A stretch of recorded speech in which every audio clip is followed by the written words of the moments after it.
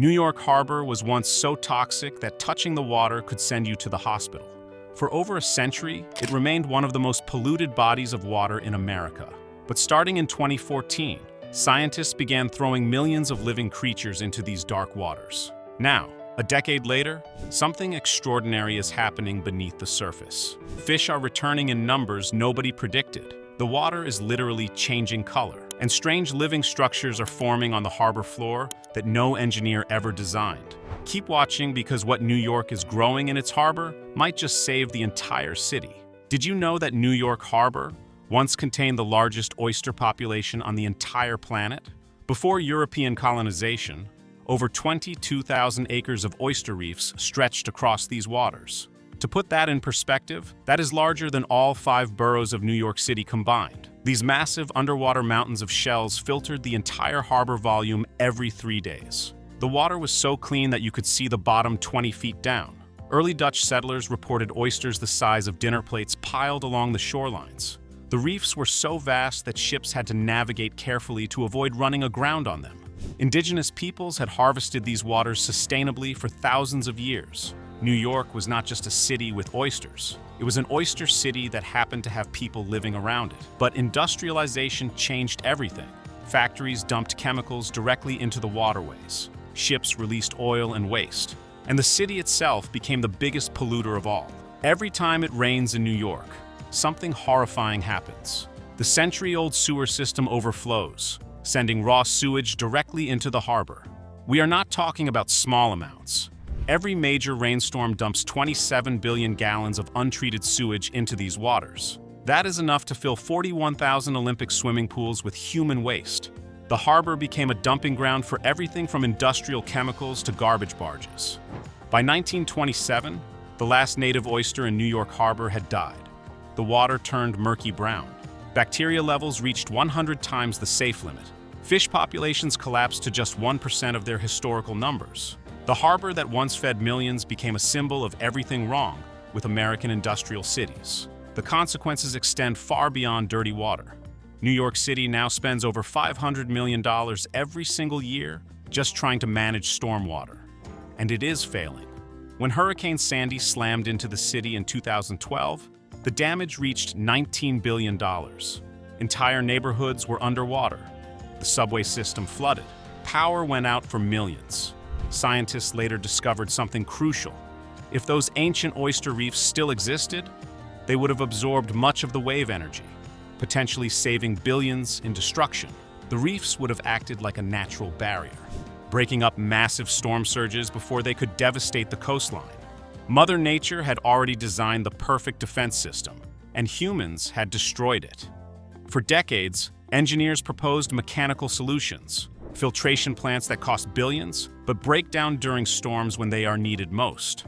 A massive $119 billion seawall project called the Big U that has stalled for over a decade due to funding disputes and political battles.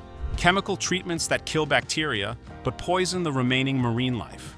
They even tried sinking old subway cars to create artificial reefs. Those rusted and collapsed within years, attracting almost no wildlife. Concrete barriers and steel walls could not replicate what millions of years of evolution had perfected. Every engineered solution treated symptoms instead of the disease. None of them could restore what the harbor had lost, its own biological machinery.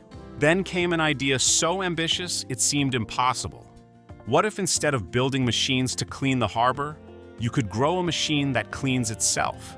In 2014, a marine biologist named Pete Malinowski and the New York Harbor Foundation launched the Billion Oyster Project with a radical goal: restore 1 billion live oysters to New York Harbor by 2035. When Malinowski first proposed the idea, colleagues thought he was dreaming. Growing oysters in water this polluted had never been done at scale. The skeptics had a point. Previous attempts at oyster restoration in polluted urban waters had failed spectacularly. But Malinowski had spent years studying how oysters survived in marginal environments. He believed New York Harbor had just enough clean pockets to give the oysters a fighting chance. All they needed was the right foundation and a little help getting started. The numbers behind this vision are staggering. Each adult oyster filters up to 50 gallons of water every single day. That means a single oyster processes the equivalent of a full bathtub of harbor water before sunset. 1 billion oysters would filter 50 billion gallons of water every 24 hours. That is more than the entire daily water usage of New York City. The oysters would essentially become a living water treatment plant, working around the clock for free. No electricity bills, no maintenance crews, no mechanical breakdowns, no union negotiations. Just billions of tiny creatures doing what they have done for 200 million years. The math was undeniable. Biology could accomplish what engineering could not afford. But growing 1 billion oysters requires solving problems nobody had tackled before. Baby oysters need something to attach to. In nature, they cling to the shells of previous generations, building reef upon reef over centuries. But those shells had been gone from New York Harbor for nearly a century. Without a foundation, the larvae would simply drift away and die. The team needed shells, millions and millions of shells. The solution came from an unlikely source: New York City restaurants. Every year, New Yorkers consume millions of oysters shipped in from cleaner waters along the East Coast. Those shells were going straight to landfills, buried alongside coffee cups and pizza boxes. The Billion Oyster Project saw treasure in that trash. Today, a fleet of refrigerated trucks visits over 100 restaurants across the city every single day, collecting discarded oyster shells from the finest dining establishments in Manhattan to neighborhood bistros in Brooklyn. Those shells are transported to Governor's Island, a former military base in the middle of New York Harbor that has been transformed into the world's largest shell curing operation. Fresh oyster shells are covered in bacteria and organic material that would kill baby oysters on contact. They need to cure in the open air for 1 full year before baby oysters can safely attach. Governor's Island now holds mountains of shells stretching across the landscape. Over 50 million pounds collected so far, all slowly preparing to become the foundation of a new ecosystem. What was once garbage is now gold. At the Brooklyn Navy Yard, a $5 million facility runs what amounts to an oyster nursery. Scientists carefully breed adult oysters, collecting their eggs and sperm to create millions of larvae in precisely controlled conditions. A single female oyster can release up to 100 million eggs in one spawning season. The potential for exponential growth is built into their biology. The larvae float in specialized tanks filled with precisely temperature-controlled and UV-filtered seawater. They are fed microscopic algae grown on site in separate cultivation systems. Within weeks, the larvae develop into spat, tiny baby oysters smaller than a grain of sand. These spat are then attached to the cured restaurant shells in a process called setting. Each shell can hold dozens of baby oysters clustered together like grapes. Workers carefully place these shell clusters onto reef balls, 500-pound concrete structures designed to sit on the harbor floor without sinking into the mud. The reef balls create stable platforms in areas where the muddy bottom would otherwise swallow the oysters whole. Here is where the story becomes unbelievable. When scientists began monitoring the first reef installations, they expected modest improvements, maybe a slight uptick in water clarity, perhaps a few fish nosing around the structures. What they found shocked everyone. Within just 3 years, fish populations in reef areas exploded by 400%. Species that had not been seen in the harbor for decades started appearing out of nowhere.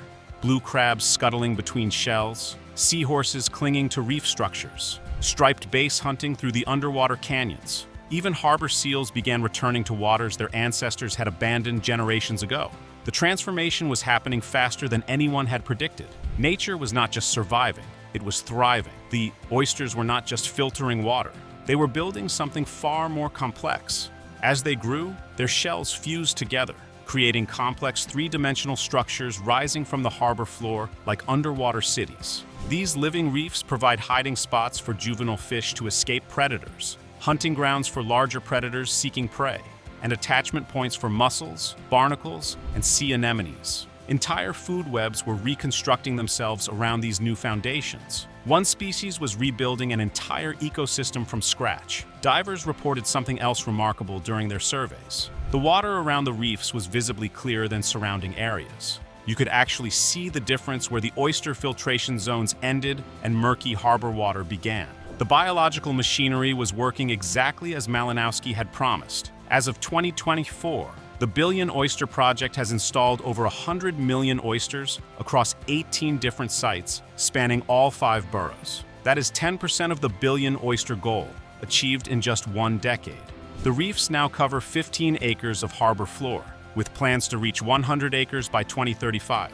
To understand the scale, imagine this. Those 100 million oysters are filtering approximately 5 billion gallons of water every single day. That is equivalent to cleaning 7,500 Olympic swimming pools worth of polluted harbor water every 24 hours. And unlike mechanical filtration plants, the oysters work during storms, when pollution is worst. They work at night. They work on holidays. They never call in sick.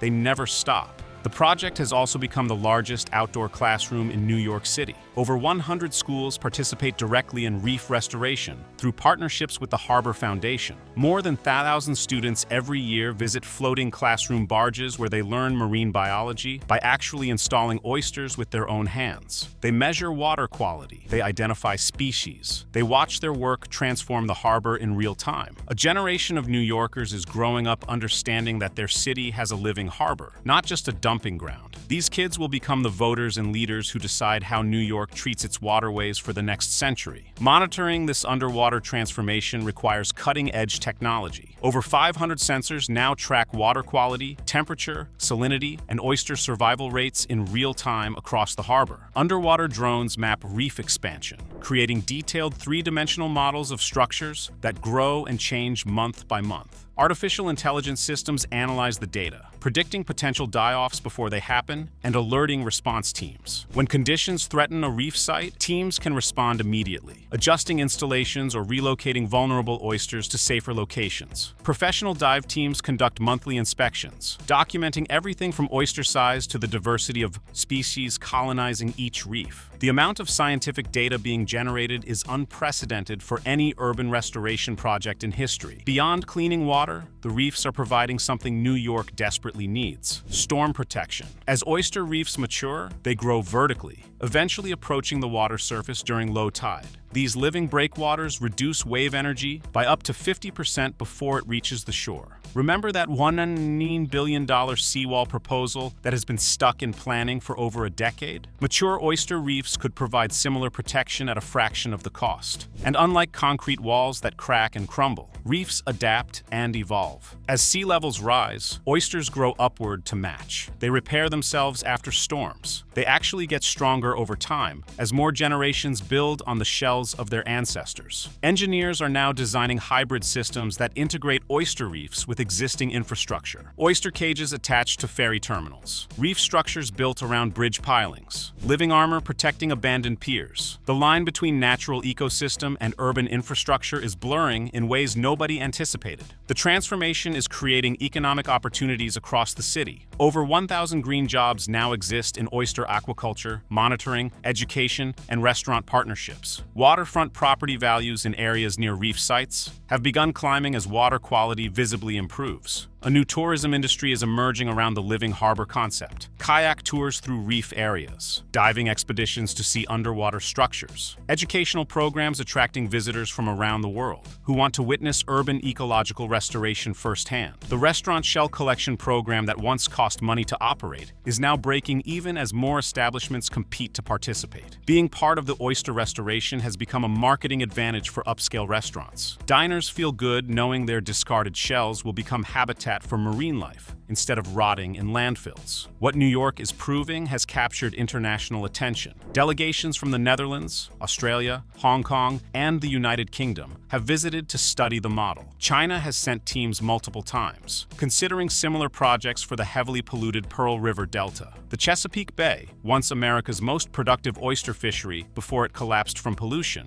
has adopted New York's techniques for its own billion oyster restoration. Maryland and Virginia are now scaling up efforts based on lessons learned in New York Harbor. If this model succeeds at full scale, over 150 coastal megacities worldwide have a template for restoration. From Tokyo Bay to the Thames River to Sydney Harbor, the same principles apply. Urban harbors can be brought back to life using biology instead of concrete. What is growing in New York Harbor is more than oysters. It is proof that cities do not have to choose between development and nature, that the damage we inflict on ecosystems is not always permanent, that with enough ambition and the right approach, we can rebuild what we destroyed. 100 million oysters are already filtering billions of gallons beneath Manhattan's towers. Reefs are rising from toxic mud, Fish are swimming through waters their ancestors fled. And 10,000 children every year are learning that they can literally hold the future of their city's ecosystem in their hands. So what do you think? Can New York reach 1 billion oysters and transform its harbor into the cleanest urban waterway in America? Will we see similar projects launch in polluted harbors around the world? Leave a comment below and share your thoughts. And if this story amazed you, hit that subscribe button right now, because we are just getting started uncovering the most extraordinary transformation stories happening across our planet.